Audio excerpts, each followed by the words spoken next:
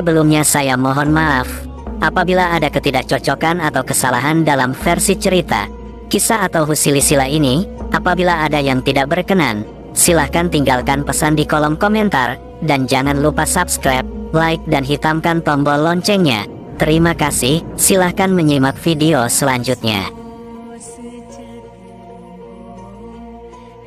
Dalam dunia supranatural, Nyai Roro Kidul dikenal sebagai pemimpin besar di dunia gaib, tepatnya penguasa Laut Selatan di sepanjang Pulau Jawa dan Bali. Menurut cerita, hanya orang-orang yang memiliki kesaktian dengan tingkat ilmu kanuragan yang tinggi yang bisa masuk ke istana kerajaan gaib di Laut Selatan Pulau Jawa dan Bali itu.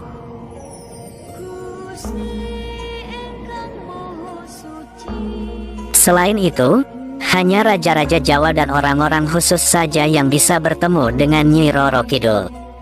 Lalu, di mana jalan atau pintu masuk menuju kerajaan gaib di Laut Selatan? Apakah semua tempat bisa dilalui untuk masuk ke kerajaan gaib Laut Selatan? Misalnya, apakah hanya bersemedi saja Anda sudah bisa masuk ke kerajaan gaib Laut Selatan? Konon, terdapat 6 pintu masuk ke kerajaan gaib di Laut Selatan. Ke-6 pintu gerbang itulah yang biasa dicari orang untuk dapat bertemu dengan Nyai Roro Kidul atau masuk ke istana di Laut Selatan. Berdasarkan informasi yang dihimpun NNC, berikut ke-6 pintu gerbang yang dipercaya menjadi pintu masuk menuju istana Nyai Roro Kidul. 1. Pantai Pelabuhan Ratu. Pantai ini terletak di kawasan Jawa Barat, tepatnya di Kabupaten Sukabumi. Pelabuhan Ratu memang amat terkenal dengan mitos Nyai Roro Kidul. Deburan ombaknya yang begitu kuat, topografi perpaduan antara pantai landai dan curam, serta tebing karang yang begitu terjal, menambah kesan mistis pantai itu. Konon, di area pantai Pelabuhan Ratu inilah terdapat salah satu pintu masuk menuju istana Ratu Kidul atau Nyai Roro Kidul. Banyak orang yang penasaran datang ke tempat ini sekadar memenuhi rasa penasaran. Selanjutnya hanya orang-orang tertentu dengan cara khusus yang bisa masuk ke kerajaan gaib istana Nyai Roro Kidul. 2. Hotel Ina Samudera, Jawa Barat. Hotel berbintang yang didirikan oleh Presiden Soekarno pada tahun 1962 ini awalnya bernama Samudera Beach Hotel. Hotel ini menjadi sangat terkenal karena adanya kamar nomor 308 yang konon kamar tersebut sengaja disediakan oleh pihak hotel sebagai kamar bersemayamnya Nyai Roro Kidul.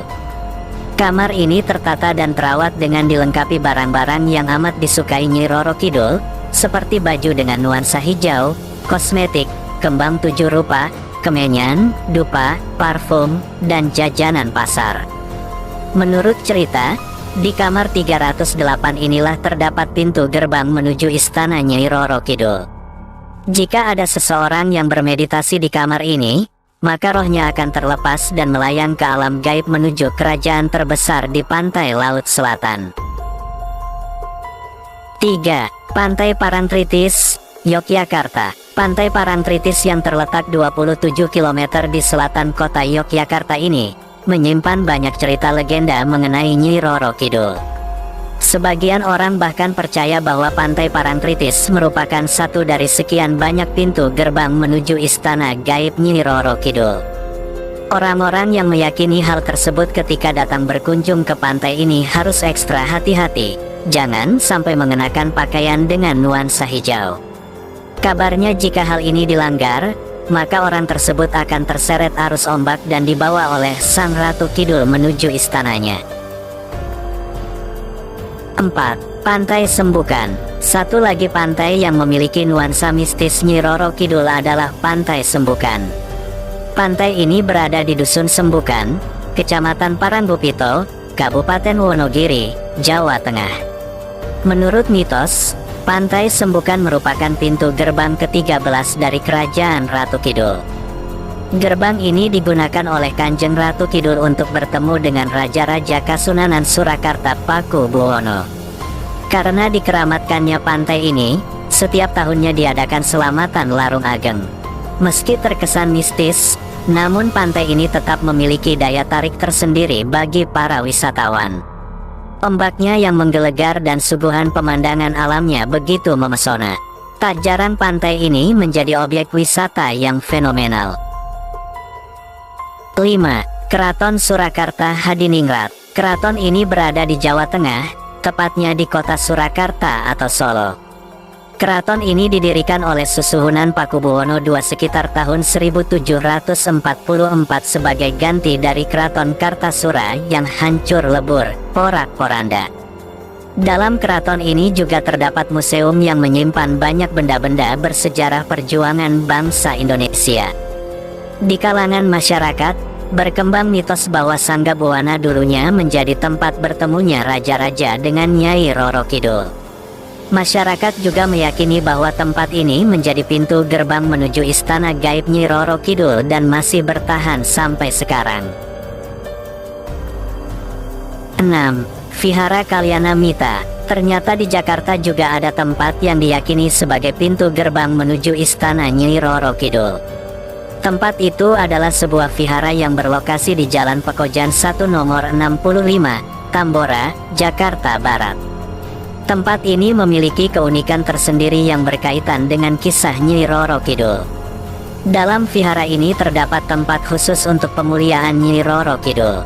Di ruangan yang berada di lantai bawah dari altar dewa-dewi dalam vihara, dapat dilihat bahwa ada satu lukisan seorang wanita cantik dengan menggunakan baju kejawen berwarna hijau, di mana lukisan itu tak lain adalah Nyi Roro Kidul. Hal ini menjadi cerita tersendiri di kalangan masyarakat yang mengabarkan bahwa Vihara Kalyana Mita menjadi salah satu pintu gerbang menuju istana gaib Nyi Roro Kidul.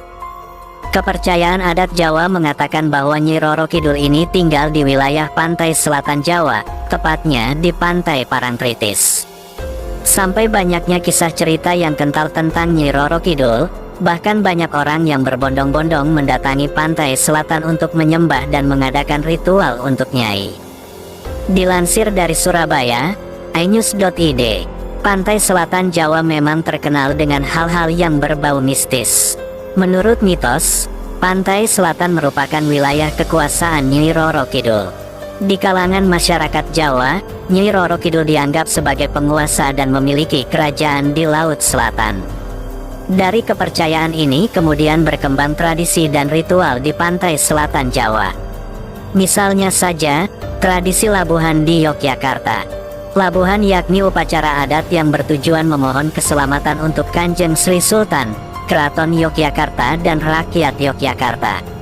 Upacara yang dilakukan di Pantai Parangkusumo identik dengan legenda Ratu Pantai Selatan dan Panembahan Senopati. Di antara ritual yang berlangsung di Pantai Selatan Jawa ada yang sampai menimbulkan korban jiwa.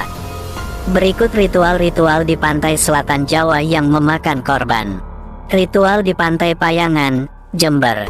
Pantai Payangan di Jember merupakan pantai selatan yang dikenal dan sering digunakan sebagai tempat ritual. Ritual tersebut dijalankan dengan berbagai tujuan. Beberapa di antaranya untuk melancarkan usaha bisnis, untuk mendapatkan pekerjaan, dan dipercaya dapat menyelesaikan masalah keluarga.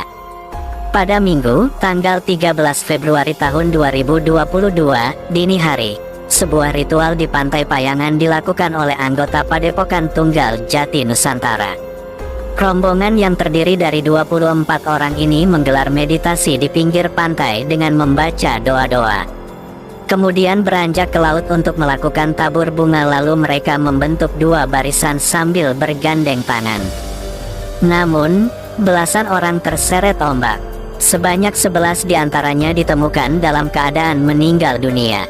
Sebelum menjalankan ritual, petugas pantai sudah memberitahu rombongan agar tidak melakukan kegiatan karena ombak sedang tinggi. Namun imbauan itu tak didengar hingga akhirnya tragedi terjadi.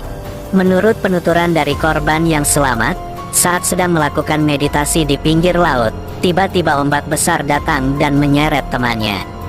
Ombak tersebut datang 2 kali dan menyeret belasan orang lainnya. Regu penolong mengaku mengalami kesulitan untuk mengevakuasi karena Pantai Payangan menghadap langsung ke Samudera Indonesia, dengan laut yang dalam dan membahayakan. Ditambah lagi dengan batu-batu karang dan ombak besar yang sangat menyulitkan dan membahayakan anggota tim evakuasi. Ritual di Pantai Santolo, Garut.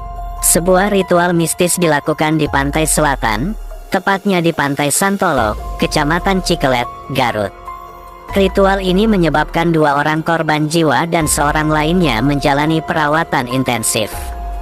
Ketiganya melakukan ritual penggandaan uang dengan dipimpin oleh seorang dukun dari Tasikmalaya berinisial YS. Dari hasil pemeriksaan polisi, diperoleh keterangan bahwa sebelum melakukan ritual mistis tersebut, para korban diberikan syarat oleh YS untuk menghabiskan 1,5 kg daging kambing dengan tujuan untuk mendatangkan uang. Ternyata YS sudah mencampur daging tersebut dengan racun tikus. Diketahui, YS kesal dianggap pembohong dan tidak bisa menggandakan uang oleh para korban, sehingga dia membalas sakit hatinya dengan mengadakan ritual mistis berujung maut tersebut. Peristiwa ini terjadi pada tanggal 15 Desember tahun 2020. Terima kasih atas kunjungannya. Terlepas dari kisah mitos atau fakta, mohon maaf kalau ada kata-kata yang salah. Silahkan kunjungi video berikutnya di channel ini.